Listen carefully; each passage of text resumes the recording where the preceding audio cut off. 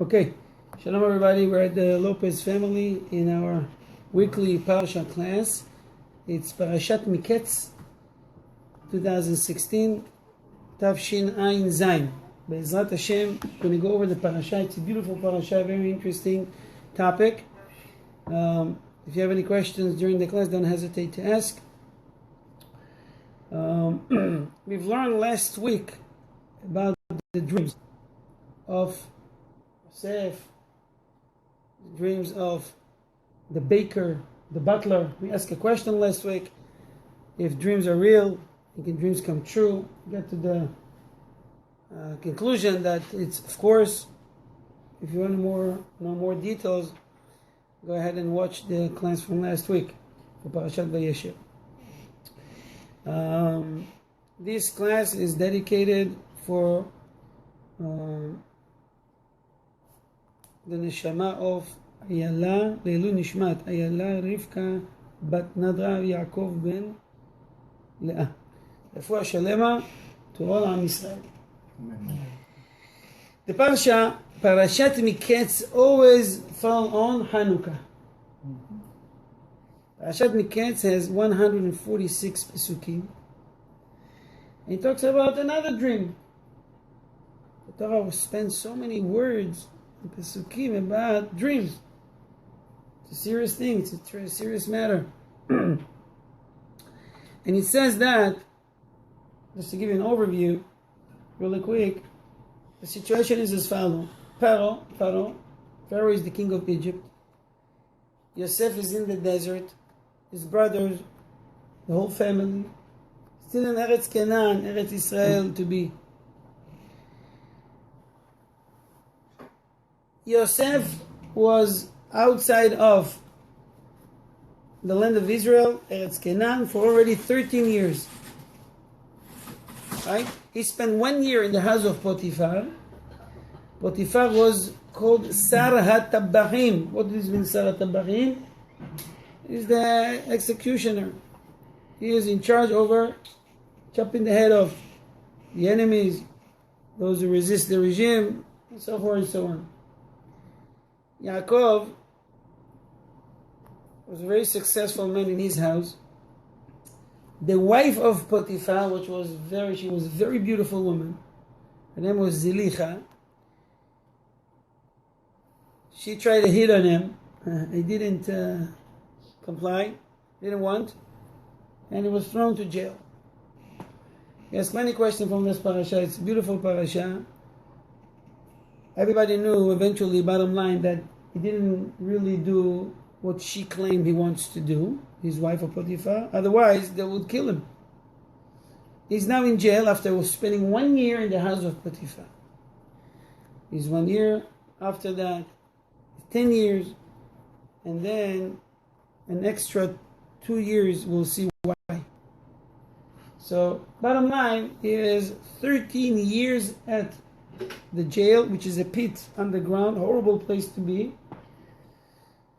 No jacuzzi, no showers, no contain, nothing. No gym, exactly. He is at the age of 30 years old. And the pasuk says the following: Vayimi ketchenatayim yamim, after 2 years, the 2 years extra that Yosef was there. Why he was there for extra? He was there for extra because he was supposed to get out after 10 years. 10 years corresponded 10 brothers, each and one of them, that he's seen, he talk. Torah says, Diba, some type of Lishon Hara, against his brothers. So, he did his time. By the way, the Torah, the Tanakh, the Bible call him tzaddik, righteous. You know how many people in the Tanakh called it tzaddik? I can say only 2. Moshe. Only 2. The Torah says tzaddik, the word tzaddik. One of them is Noah. The other one is Yosef in the prophet. Al-Mikhram tzaddik avuna alayim, for selling a tzaddik for the value of shoes. This is how they sell, this was the money they asked for selling Yosef. Job is very close, but it doesn't say clearly that he's a tzaddik. Anyways, Hashem signed on it. He's a tzaddik. He's not a regular person. He's the age of 30. Supposed to be out. After 10 years, the age of 28. What happened? What did he do wrong that Hashem lived him there another 2 years in this horrible place?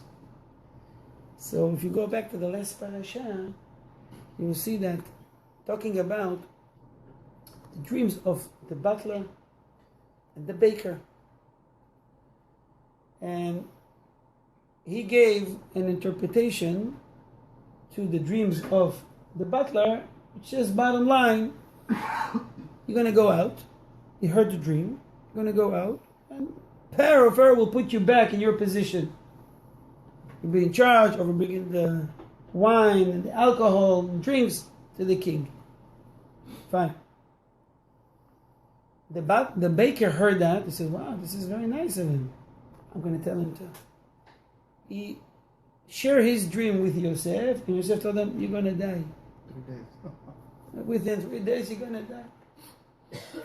But before that, he says to the butler Yosef, you know, when you go out from here, don't forget me.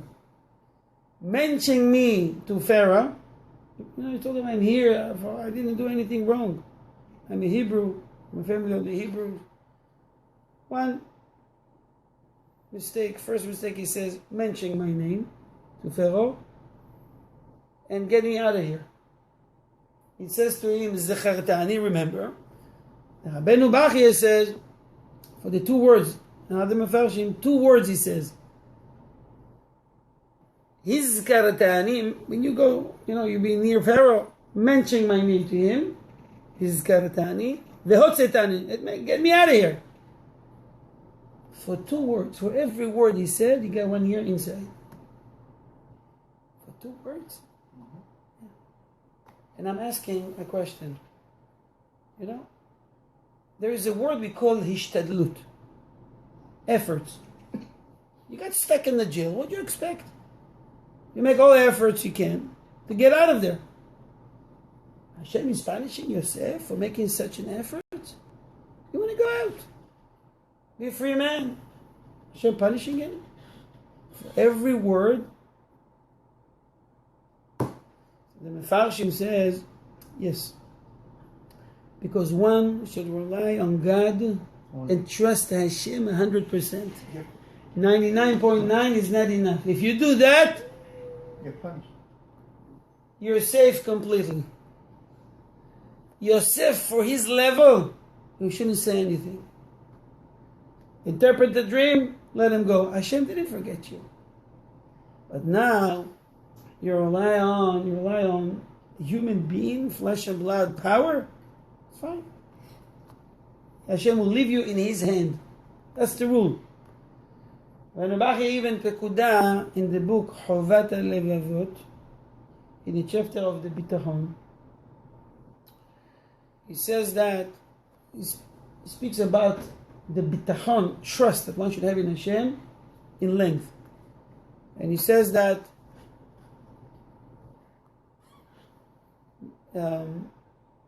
if one trusts Hashem completely, he get anything he wants. If you have a little doubt, 0.001, it means that you don't trust Hashem. You trust someone else, Hashem will leave you in his hands. Baruch atah Adonai Eloheinu melech she'akol nihya b'dvaro. Amen.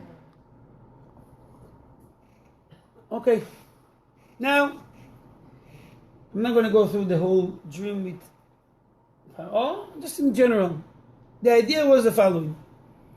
After 2 years, Pharaoh is dreaming that is the river, the Nile, and he sees 7 cows. And the 7 cows were big and healthy. And other 7 came, which were skinny and bad. And the skinny and the bad ate the fat, the 7 fat. And he has another dream. In a dream, you see bundles of barley. And they are very healthy and thick. Another 7 wheat came out, or barley, it says shibolim. They were skinny, and they ate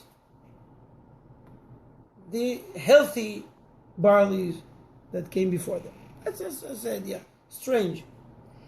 And then the pasuk says something very interesting. He woke up, and he was very bothered by this dream. And he says, this is the message. I have to interpret the message. So in the chapter 41, Aleph, Chet, 41:8, it says they were so concerned and bothered by it. He called all the wizards, all the Hatumim, all the scholars in his kinship, and they were very smart people. In astrology, in physics, in math, in every field, they were really geniuses, very smart. They give him interpretation. Oh, the 7 represent you're going to have 7 girls. You're going to have 7 boys in the future. You're going to conquer 7 countries. 7 countries you're going to lose. Then you conquer again. For each interpretation, they told him, and they took it seriously. He heard the interpretation, and then he says, no, it's not it. What do you want to say? No, it's not it. To each of the Khartoumim, the wizards, he would reply with, no, it's not it. We all know what happened after. Yosef came, and he gave the interpretation. Pharaoh was very happy to make him a king. First question is, how did he know that Yosef's interpretation is the right interpretation, and not what his own wizards told him? How you can tell which is which? Question number 1. We'll deal with that later. Now, the butler is there, bringing wine and drinks, and he sees what's going on. Everybody comes with, interpretation, the offering and suggesting and interpretation to the dream. And he doesn't accept it. And then he remembers all of a sudden, hey, there's actually a good guy, a very good guy, that interpreted my dream. That happened 2 years ago. But then what happened these 2 years? Why he didn't talk with Pharaoh? He promised. He promised he will. The Midrash says he really tried. He even took notes. Today, I'm going to talk with Pharaoh about it. I'm not going to forget. And Hashem made it that he will forget. It was a decree on Yosef that he have to remain 2 years. When Hashem make a decision, you jump from here to the moon, nothing is going to work. It's not going to help you. So you keep forget. It happens to us all the time, right? We want to do something, and we forget. And then 2 days later, why is happening to me? Everything is for a reason. I'm not talking about if you're neglecting things that are important, and you have to take responsibility. You have to take notes. You have to take action. Something happens to us that Hashem made it that we'll forget. And you have to wonder why. What's going on here?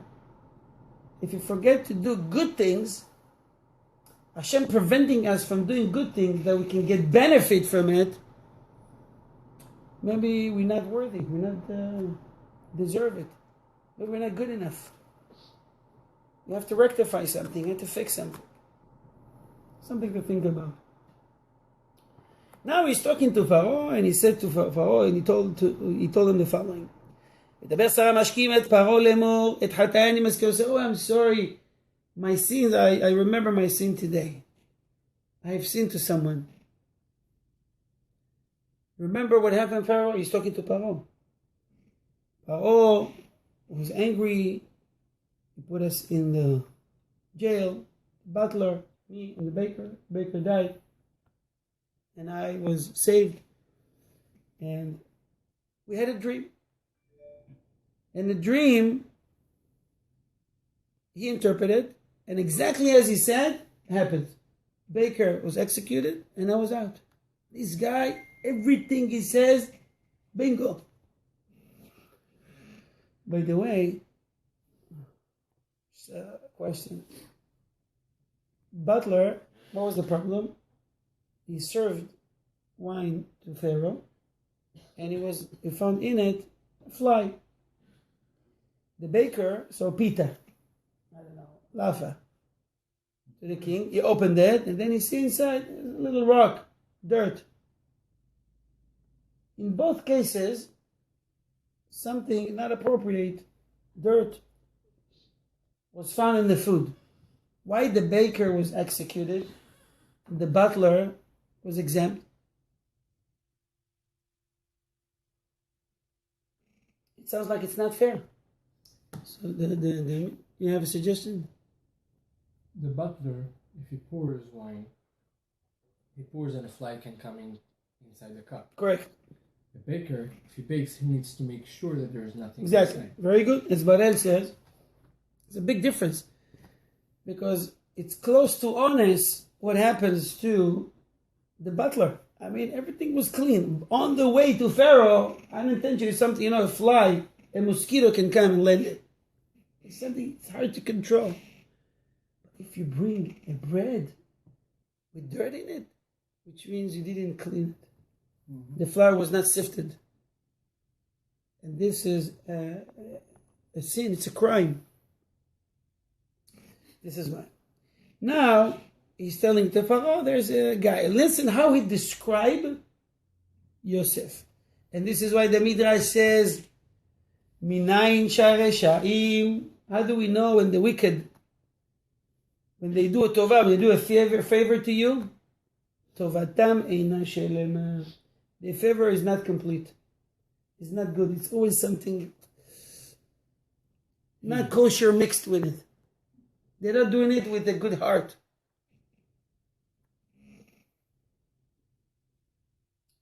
Yosef did only good things to the butler. He was very nice to him. He encouraged him. He helped him. Thanks to his interpretation, things came through. He should be thankful to Yosef. But how he described Yosef to Paro? He says, I have a guy. שם איתנו נער עברי, עבד לשר הטבחים, ויספר לו ויפתור לנו את חלומותינו, איש כחלומו פתר. Rashi points out, saying, cursed are the wicked, because they're not grateful. Whenever they do something to you, it's not a complete mitzvah. It's not with a good heart. Because he's talking, representing or Yosef in a disgrace way. He says that he's a boy. A boy is his sechel, his head is not so, it's not so great. It's just a boy. He's a Hebrew, not someone from us. And he says he was servant. I have a boy. I have someone that he's servant. He's just a boy. He's from the Hebrew. Is what he's trying to say. Doesn't really want to help. Want to remember. Right now we remember that you need to keep up his promise and deliver the information. Maybe even hope that Pharaoh says, forget it. I don't need no little childs here, no boys. He's 30 years old. We say he's not. He's a boy. And from the Hebrew, and servant, and slave. But Hashem has a different plan. Hashem says, this is the right moment. And see sometimes how someone's mazel can change upside down 180 degrees in 1 second. A person was in jail in the most horrible place on earth. Minutes later, he became the top of the pyramid. A king! How your mazel can change completely in a second when Hashem wants it. Never give up hope. Never despair. Never give up your prayers. And you believe in your emunah in Hashem. think maybe at some point Yosef realized that he did the mistake. It was already too late. How can he reach the Sarah Mashkin, the butler? He paid his time. Another situation is that Yosef has been brought from the jail. He took him to take a shower finally after 12 years. Who knows how long after. Usually with the other prisoners, they never take a shower. But maybe Yosef's situation was different. Because, he didn't spend really 12 years in the jail. Midrash tells us that Zlicha, the wife of Potiphar, the woman that says that he tried to hit on me, the liar, she convinced her husband not to kill Yosef. He wants to kill him. But she says, no, you're wasting your money. You pay money for him, right? Keep him there. You can sell him. Why you want to burn your own money? Burn money in your own hands? So he listened to her. Why she did this? Because she never gave up the hope that she can be with him. So after a while, he'll be in the jail. He'll submit himself to me. So, from time to time, and it happens every day or every hour of the day, after he realized that it was all a lie, he was keep going to the house of Potiphar, doing jobs like dishes and things like that. Maybe also they want him clean, so they took care of him. So his life in jail was still under Hashem's supervision. Hashem has big plans for Yosef's future.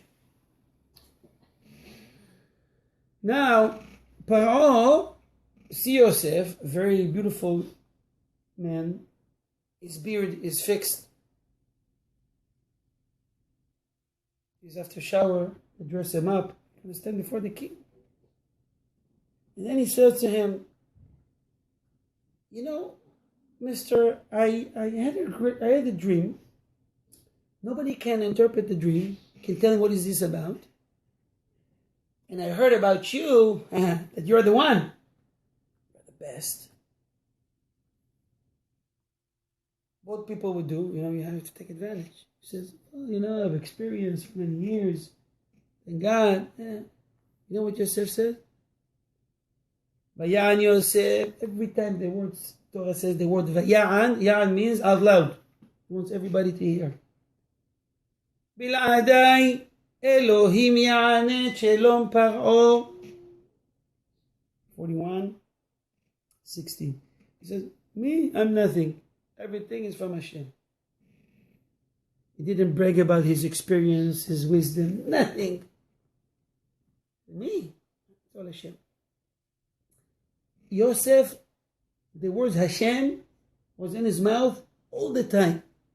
Bezrat Hashem, Hashem will, God willing, Bezrat Hashem, yes, Hashem will help. The Potiphar, years before, says everything I'm telling him is Hashem, Hashem, Hashem, Hashem. Who is Hashem? He didn't know Hashem. They worship many idols. And everything he did, he succeeded. When you says Hashem, Hashem says, you want me to be with you in partners? Believe in that. He believed in that. He succeeded in everything he did.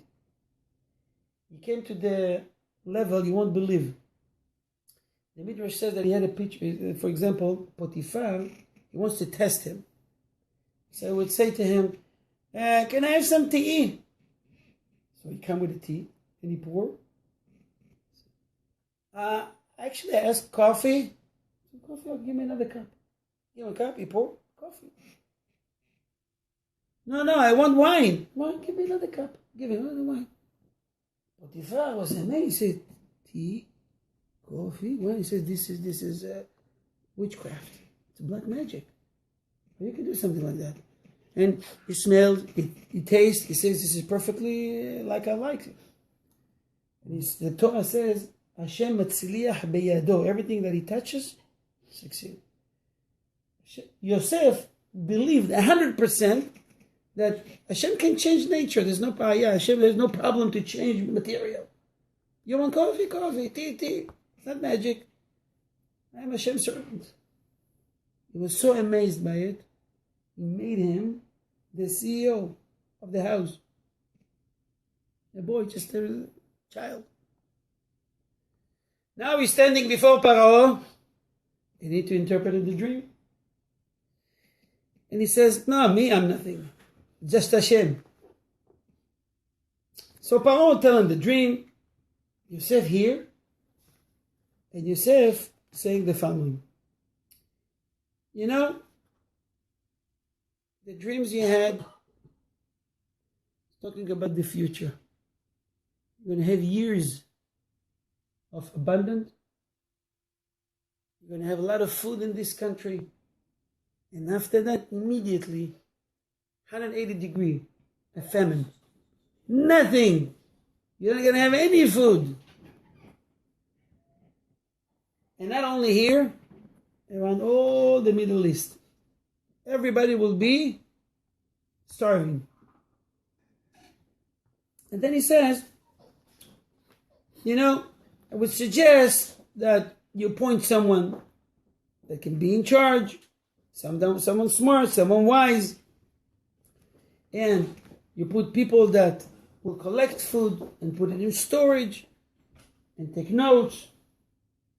Special food, dry food that can last for a long time, some type of beans in a very special temperature, in order to go through the very bad years that will come after. Stop here. Question. Paro was amazed by it. And he says, wonderful, this is it. First, how did he know that this is the interpretation, not what his wizard told him? Secondly, Yosef, what are you doing? What did Paro ask you to do? To interpret the dream, right? Mm-hmm. Why you give suggestions and do this and do that and put someone in charge and put the foot. Did anybody ask you? We ask you, what is this about? Tell us.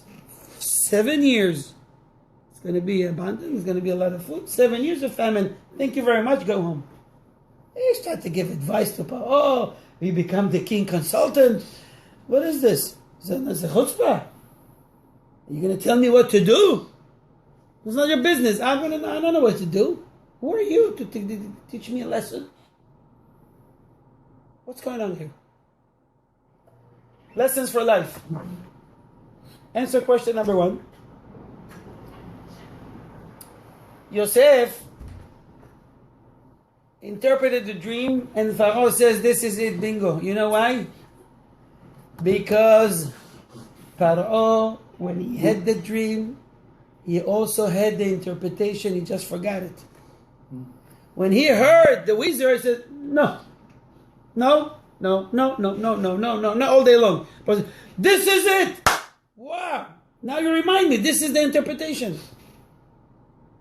The Midrash says more amazing things than we just have time to share, because Paro tried to trick him a little bit. He twisted the details a little bit. If you go to the Pesukim, the verses, you see that what Paro says and how Yosef responded to it. And Paro says, well, he's actually telling him what he dreams about. Midrash says, were you standing behind me when I had the dream? What was that? How do you know? I was amazed by it. Yosef noticed that everybody is happy. They're listening to him. Paro is amazed. He started to bring this suggestion. Because he knows when your mazal is up, you got to take advantage. This is an opportunity. Everybody is listening. Suggest, loaded with many suggestions you can. You know? You have many fish coming. This is the time to fish. Throw the bait. And what he's actually saying, you know, I would suggest that you put someone that's smart and should be do this, do that. I don't know what I'm talking about, you know. In another word, is like hinting. You have the guy right in front of you. And it worked. Same thing in life. You got to take advantage of opportunities. You have an opportunity, take it. Because Hashem is leading you to these opportunities. If you don't grab it, you lose it. If you snooze, you lose. That's it. That's the rule. Through your life, through our life, we have many opportunities. Sometimes you have opportunity, one in a lifetime. You won't get it, you lose it. You have to open your eyes to see where I'm at, what's going on, why Hashem is doing everything Hashem is doing. Hashem is doing. It's good. Take advantage of opportunities. It's a lesson for life. And it worked for Yosef. Later on, we'll see that he was so amazed by it, but it wasn't so easy. Because Paul says, you are the guy. You are the appointed one. You should be the one in charge. I'm going to appoint you to be second to me. You become actually the king. Everything, we gave him the ring, the stamp. Except my throne. Akiseh, it's mine. Everything else you do. And it happens like that, exactly. But the Khartoumim, the wizards, they were there, they were a little bit jealous. Because he succeeded, they didn't. They were ashamed. A little boy, talking about a 70, 80, 90 years old, scholars, very experienced people. And he chose a guy not from their nation. So the Khartoumim, the wizard says, they disagree. He says, how you can do that? He says, you know the story of this guy. He can be a king. Pharaoh says, why not? He says, he was hitting on the wife of his master, Zlicha, Potiphar. You executed him. He said, yeah, I heard this story, but bring me the jacket, the garment that he was wearing, and we'll check it out. Because I heard the claim. The claim was that he was ripped off, right? He says if it's ripped off from the front, it's guilty. If it's ripped off from the back, he's not guilty. Why? What's the sense behind it? Because if you want to attack someone, you hear every forensic officer tell you something, and you fight, you're most likely going to rip off the clothes, the shirt from the front. But if you run away, and she wants to grab you here, come back, come here, you're going to find Ribs in the back. the ribs in the back. They brought the garment, and he was in the back. Told you, it's not his fault. And then he said to him, he was bought by Potiphar, your executioner, for $20. This guy, slave, is going to become the king of the Egypt empire. He says to them, I see something special about him. He says, Ginune malchut ani roeh bo. He says, it's not a regular person. I can feel it, I can see it. The way he talks, the way he stands, the way he looks, everything match. He said to him, okay, you know what? He needs to know, it says on the rules, in the book we have, he needs to know to speak 70 languages. The Sanhedrin, high court in Israel, has to know 70 languages. So, if you come to you in cases from different nations, you know how to interpret it, you know how to deal with them. You don't have to use an interpreter. You can talk with them directly. Which means only 69, you're not good enough. Go back to school. Had to be 70. And then Yosef, what Yosef knows? Yosef know Hebrew, the holy language, Lashon HaKodesh, and now Egyptian, because he was spending there for 10 years or 12 years, 13 years. Sorry. You have to test them 70 languages. Then he said, Yosef, the last obstacle we have is I need to speak with you, because Pharaoh knew to speak 70 languages. And let me just say something amazing that Pharaoh, Yosef says to Pharaoh, that's fine. let's do this tomorrow. And Pharaoh says, fine, let's clear the assembly. Meet you here, same time, same place, tomorrow. Tomorrow morning, a meeting. And I was asking myself, what Yosef thought is going to gain in these 24 hours. What is going to do? You don't know how to speak 70 languages. The Midrash says that he went home, he went to sleep. They probably set him a place to be. Malach, an angel from Shamayim Gabriel. You know how you do download in the computer? See this line? 20%, 25, 30, 70, 100. Ping! Take the USB out. Exactly. Yosef woke up in the morning. Hashem downloaded to his head the ability to speak 17 languages. I just read recently that someone had a car accident and he woke up from a coma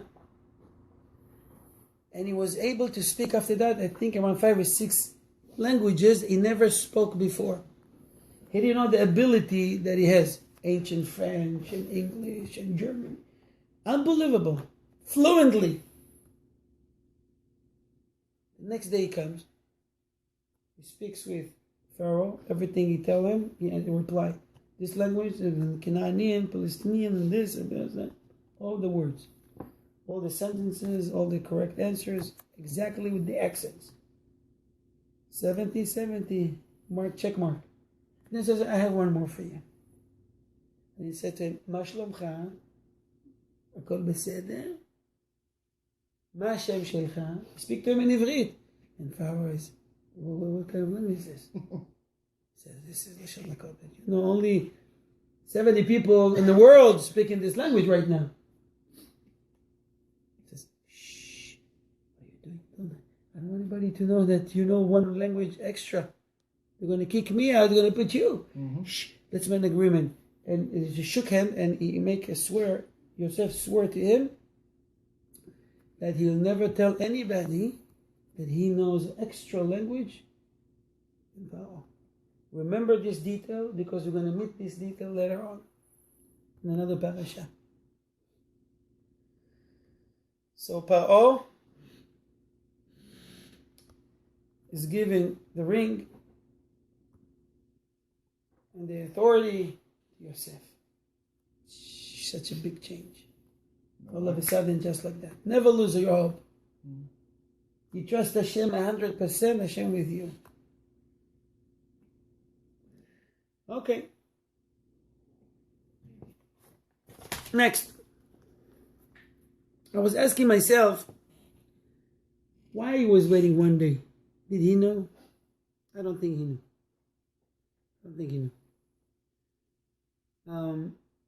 Maybe he thought that 24 hours after, maybe they'll change their mind. Maybe they'll replace it with another test. He had a thought, maybe. But he knew one thing. Hashem will help me. I don't know how, but I trust Hashem 100% he helped me. Did he know that Hashem will do that overnight? I'm not sure. Why Hashem didn't change their mind? The very next day, everybody waited to hear that if this guy speaks 70 languages, 70. Because when Hashem wants to praise someone, to bring him up, Hashem is doing it in a most beautiful way. And miraculously, he did it to Yosef. Yosef was there. Now I have the ability to speak, and you know what? Hashem knew that Yosef will need it. He's going to be the king, and he will need to have the ability to speak these languages. The Midrash said that this ability helped them later on very much. Bottom line, you see that if someone trusts Hashem, you can earn all the good in this world, and you get the good in the next world. Trust Hashem is to do a little bit effort. You don't have to do much effort. Hashem will do the rest for you. If you rely on your own strength and wisdom and power, Hashem will give you with your own strength, and you see you fail. But another year passed by, another year. You keep thinking that you are the best, you are the good, you can do, you're very intelligent, you're talented, all the nice words. You forget one thing, you don't trust Hashem. You just say it. Do you really believe in Hashem? Oh, Bezrat Hashem, Bezrat Hashem. Hashem will, yes, Mirza Hashem. You're saying these words all the time. Do you really believe in it? That's the test. Yosef went home to sleep. He knew Hashem's going to do something. He doesn't know what, but Hashem will do it. This is considered trust in Hashem, because he was willing to come back for that test. What Yosef could say, you know what, that's okay. I don't have to be fine. I don't know, 17, thank you very much. They give him some money, they let him go. Give him a prize or whatever. No. I'm going for the trophy. I'm going all the way, the whole 9 yards. That's it. Someone that trusts Hashem does not afraid, no enemy, no any other man. He knows that everything is for the good. Everything is for the best.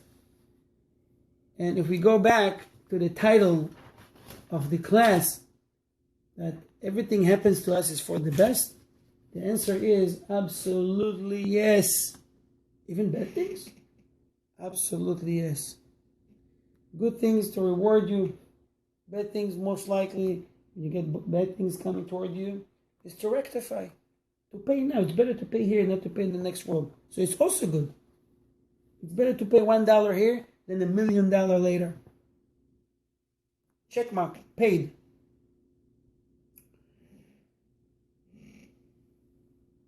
You know, Rabbi Akiva used to say all the time, in Aramaic, Kol man da'avid Rahman, letav avid mal.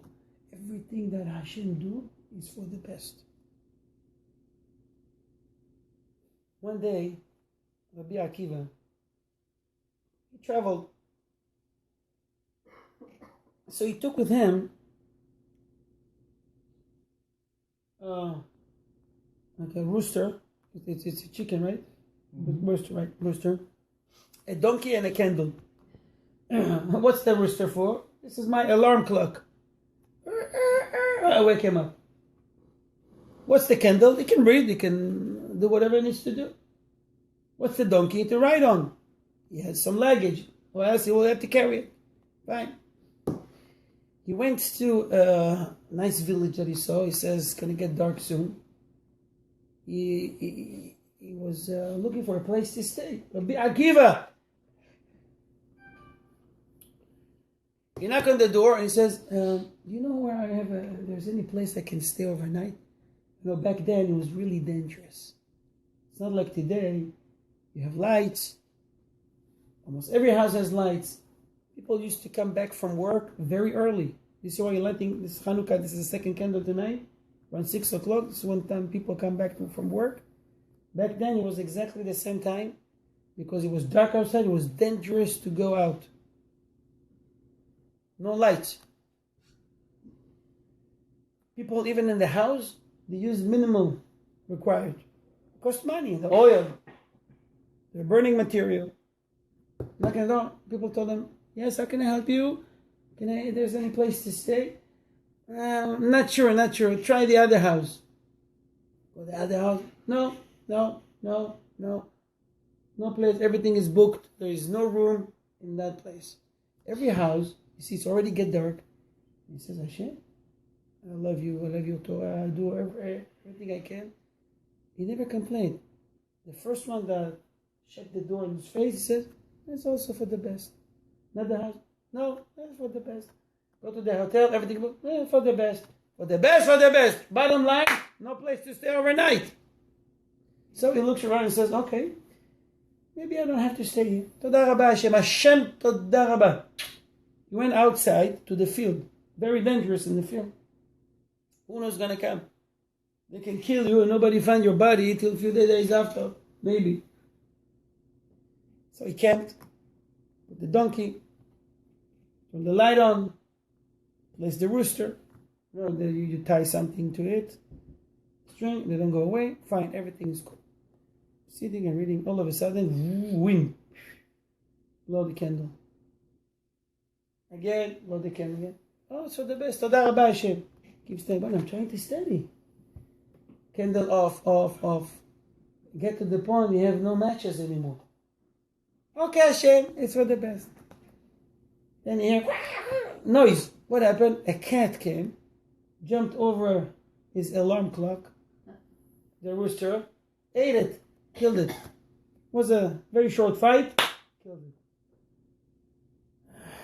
He looked at the candle, he looked at the rooster, looking at the city. It's for the best. Toda Rabba Hashem. Then you hear noise. He looks from a distance. Then you see a lion coming. Lion, no less than a lion. You know this, what happened? Jumping over the donkey, killing the donkey. No place to stay overnight. Nobody accepted. He is along at the field. No candle, no rooster, no donkey. Hashem, Toda Rabba. Everything is for the best. And he fell asleep. In the morning, went through the city, everybody's crying. Everything is broken. What happened? During the night, a Roman legion came. They took a lot of prisoners. All the men was taken, took them as prisoners to be slaves. Those who they didn't like or resist, they killed them right on the spot. And he looked to Shammai and says, Hashem, Toda Rabba, you saved me. He went back to the yeshiva and he told the student, you know, everything Hashem done is for the best. Imagine that I have the candle. They will see light, send a soldier, they get me. They hear the rooster, what is this? They get me. They hear the donkey, they can get me. Everything Hashem did to me that night was to save me. So I lost a place to stay. I lost the candle, I lost the rooster, and I lost the donkey. That was good or bad? Good. It's good. It's bad, but So Hashem is doing things for the best. Also, Rabbi Akiva could read signs. He didn't push it. You don't want me here? Go elsewhere. I don't have material to light the candle. Didn't go back to the city to get one. That's fine. Maybe Hashem wants it. And Hashem really wanted. Hashem wanted to save him.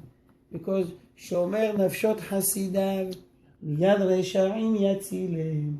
Hashem saved the soul of his Hasidim, his pious, his Tzaddikim, from the hand of Reshaim. He will save them. The wicked will save them. Under one condition. That you trust him 100%. You want to be like Yosef. You want to be like Rabbi Akiva. If you act like that, even if you go through obstacles in life, you have to jump through hoops. You're going to have, bottom line, Gan Eden in this world and Gan Eden in the world to come. On behalf of Ohev Israel Foundation, I want to thank the Lopez family for hosting this Yisha'ur. And remember, everything that Hashem is doing to us is for the best. Amen. Shavua Tov and Happy Hanukkah. Happy Hanukkah.